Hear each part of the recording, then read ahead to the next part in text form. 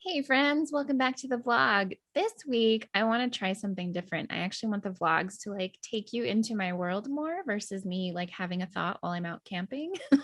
So that's what we're going to try this week.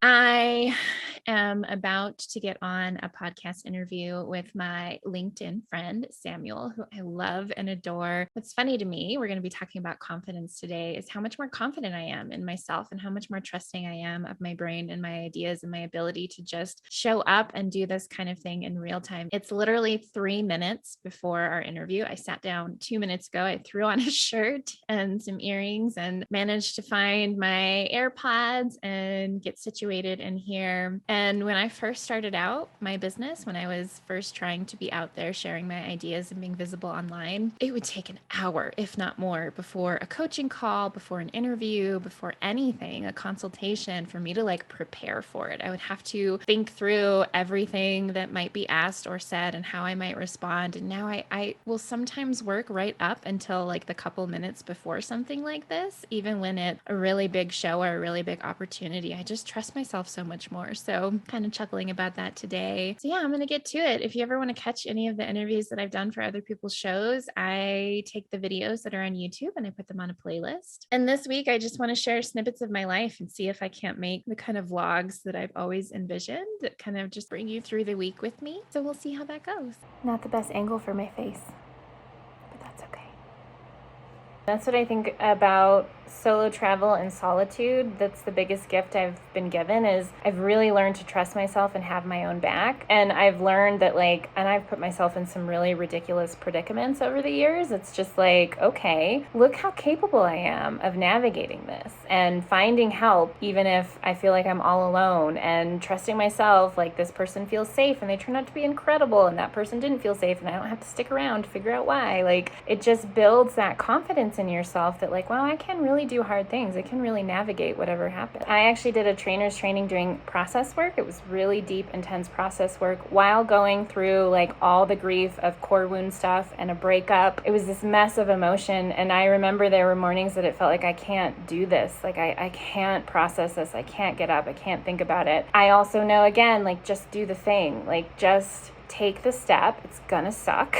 You're gonna cry. It's gonna be hard. It's gonna be taxing. That doesn't mean anything's wrong or bad about it. It just means that I'm going through the process I need to go through to get to the other side. And for me, something I do, I'm very much an advocate of being in the present and engaging with what is right in front of us. And at the same time, while I do that, I anchor in the fact that there's another side to this. And if I can just take these steps and do these hard things, suffer through the hard part of it, there will come a time when I'm at the rebirth, when I'm on the other side. And that really helps me remember that this moment is all we have, and it's also not. It will pass and I'll move into the next thing. And now I am teaching how to make the impossible possible and debuting a brand new offering, a brand new VIP day that I'm really excited about. It's all about identifying your personality type, your core wounds, and your winning strategy, which is just the crux of everything that we do and everything that I teach and everything that has just really been tremendously helpful in my own journey. So I am teaching that tonight and I am excited.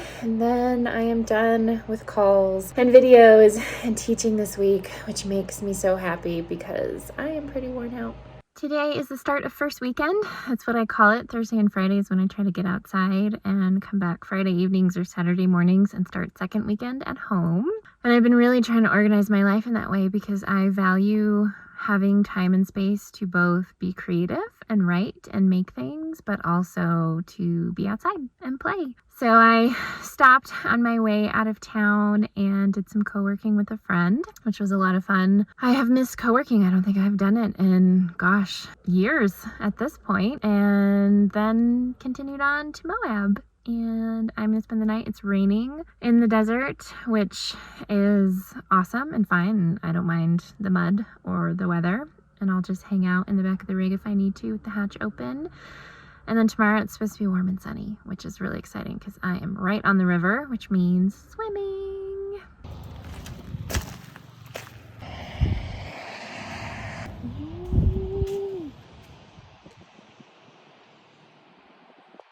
Hoping it's not so brown tomorrow.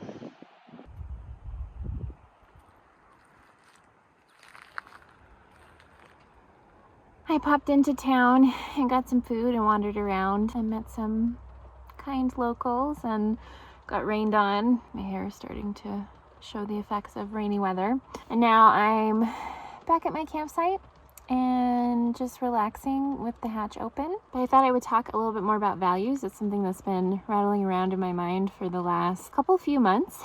Actually, is really focusing on aligning myself with people who share the same values as me. Something that became really apparent in my last partnership, my last romantic relationship, was that we had crossover in terms of interests and lifestyle pieces and things that we wanted, but we never fully aligned because we didn't value them the same way. And I'm really starting to understand how important that is, that I value my close relationships and depth of connection much higher than this person did. And I value things, like I said, I organize my life in such a way that I have the time and the space and the freedom to spend a ton of time outside. And what I really realized from that relationship was that, again, we had crossover. We had, on paper, it looked like perfect pairing in a lot of ways with the things that we wanted.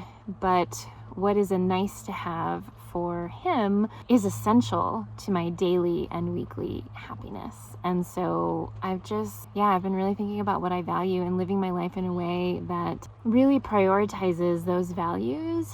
And when it comes to having other people be a part of my story and my journey and my life, really ensuring that we have shared values, but also that we prioritize them in the same way, because I think that that's really important. Not for everything, and not that me valuing relationships more highly than my ex-partner makes me better. It's just different, and really trying to find more people that just align with me where I'm already at, so nobody feels like they have to contort or compromise to make something work. I worked really hard to create a life that allows me to be fully expressed in all of who I am and to really live my values. My top value, my highest value, is freedom, which is why I love being an entrepreneur and why I've been really working hard to organize my business in such a way that I really only work with clients. I'm really only obligated to be somewhere specific with connection, service, internet, 2, maybe 3 days a week.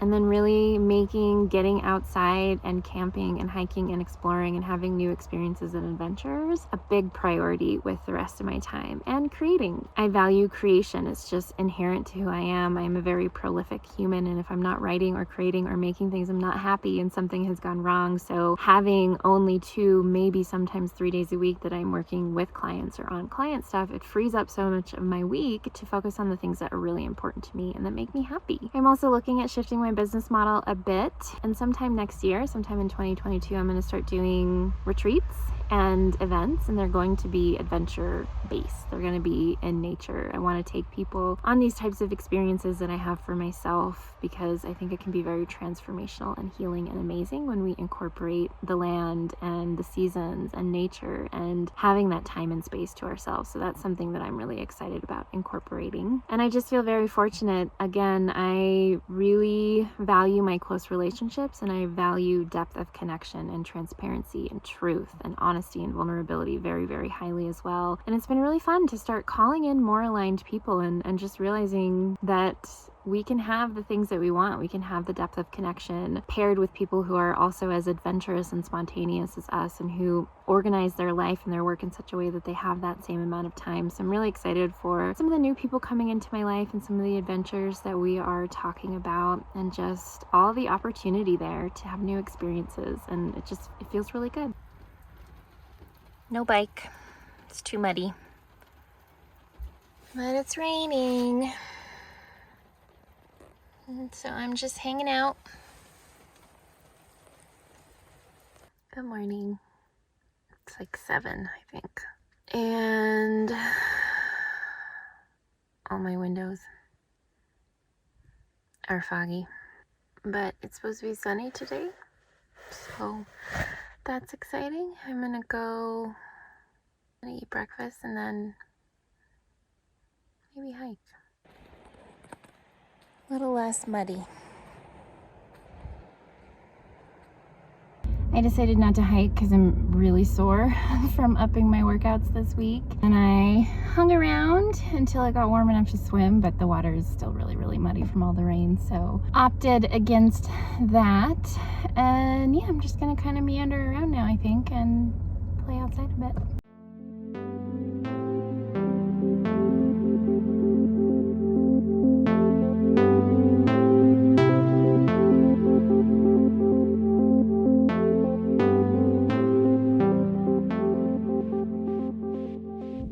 One of my favorite spots.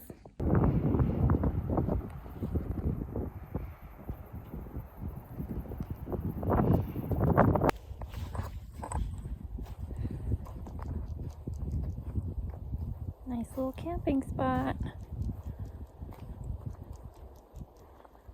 First weekend was a success.